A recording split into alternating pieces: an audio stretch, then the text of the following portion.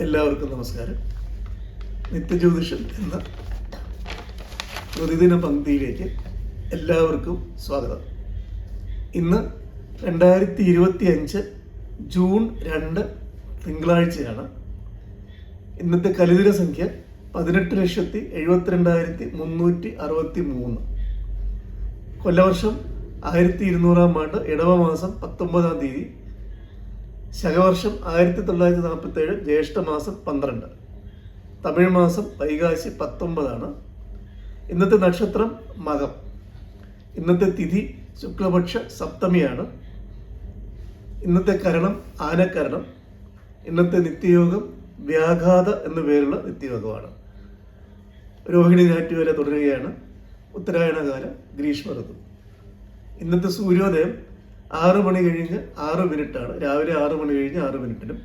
ഇന്നത്തെ അസ്തമയം വൈകുന്നേരം 6 മണി കഴിഞ്ഞ് 34 മിനിറ്റുമാണ്. ഇന്നത്തെ രാഹുകാലം രാവിലെ 7 മണി കഴിഞ്ഞ് 39 മിനിറ്റ് മുതൽ 9 മണി കഴിഞ്ഞ് 13 മിനിറ്റ് വരെയാണ്. ഇന്നത്തെ ഗുളികകാലം ഉച്ചയ്ക്ക് 1 മണി 53 മിനിറ്റ് മുതൽ 3 മണി 27 മിനിറ്റ് വരെയാണ്. ഇന്നത്തെ അഭിജിത്ത് മുഹൂർത്തം നോക്കാം. ഉച്ചയ്ക്ക് 11 മണി 56 മിനിറ്റ് മുതൽ 12 മണി 18 മിനിറ്റ് വരെയും, വീണ്ടും 12 മണി 22 മിനിറ്റ് മുതൽ 12 മണി 44 മിനിറ്റ് വരെയാണ്. ഇതിനിടയ്ക്കുള്ള 4 മിനിറ്റ് സമയം, അതായത് 12:18 12:22 ഇടയ്ക്കുള്ള സമയം മധ്യാഹ്ന വർജ്യമാണ്. ആ സമയം ഒഴിവാക്കിയിട്ട് നമുക്ക് ശുഭകാര്യങ്ങൾ അഭിജിത്ത് മുഹൂർത്തത്തിൽ ചെയ്യാവുന്നതാണ്. ഇന്നത്തെ ചന്ദ്രാഷ്ടമം നോക്കാം. ഇന്ന് മകരക്കൂറുകാർക്കാണ് ചന്ദ്രാഷ്ടമം വരുന്നത്. മകരക്കൂറുകാർക്ക് 8ാമത്തെ രാശിയിൽ ചന്ദ്രൻ നിൽക്കുന്നു. അതിനാൽ ശുഭകാര്യങ്ങൾ വർജിക്കുക.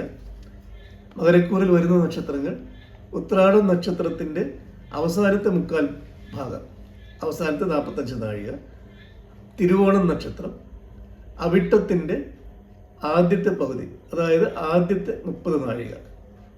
ഇത്രയുമാണ് മകരക്കൂറിൽ വരുന്നത്. മകരക്കൂറിൽ ഈ നക്ഷത്രത്തിൽ ജനിച്ചിട്ടുള്ള ആൾക്കാർ ഇന്ന് ശുഭകാര്യങ്ങൾ ചെയ്യാതിരിക്കുക.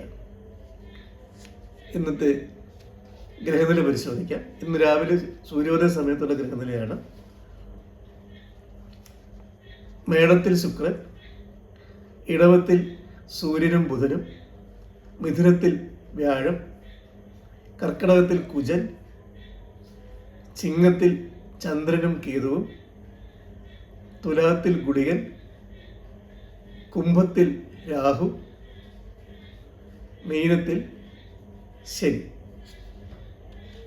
ഇതാണ് ഇന്നത്തെ ഗ്രഹനില.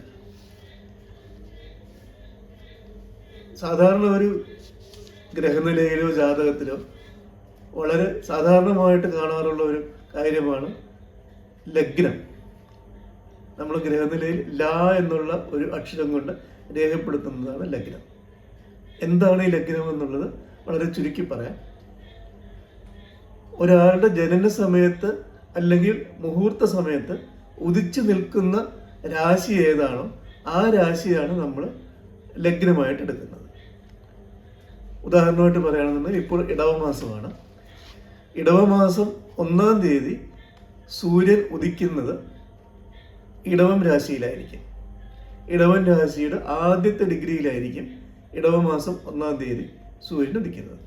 അത് കഴിഞ്ഞ് ഓരോ ദിവസം പോകുന്തോറും ഓരോ ഡിഗ്രി വെച്ച് മുമ്പോട്ട് പോകും.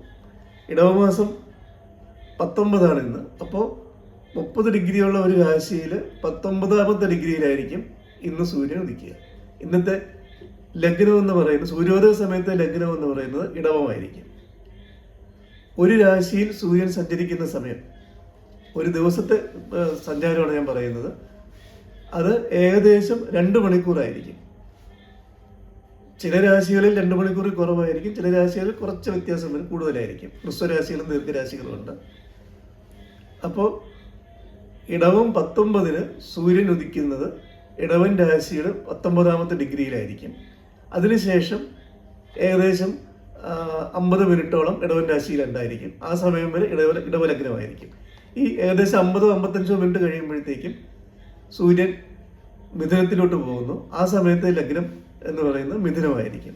അങ്ങനെ 12 രാശിയിൽ കൂടിയും സൂര്യൻ സഞ്ചരിച്ചിട്ട് അടുത്ത ദിവസം സൂര്യോദയ സമയം ഇടവം 20-ന്റെ സൂര്യോദയ സമയത്ത് സൂര്യൻ ഉദിക്കുന്നത് ഇടവം 20-ാമത്തെ ഡിഗ്രിയിലായിരിക്കും.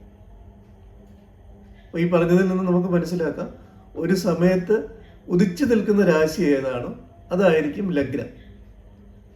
പലപ്പോഴും ലഗ്നവും ജന്മലഗ്നവും ജന്മക്കൂറും തമ്മിൽ ആൾക്കാർക്ക് കൺഫ്യൂഷൻ ഉണ്ടാവാറുണ്ട്.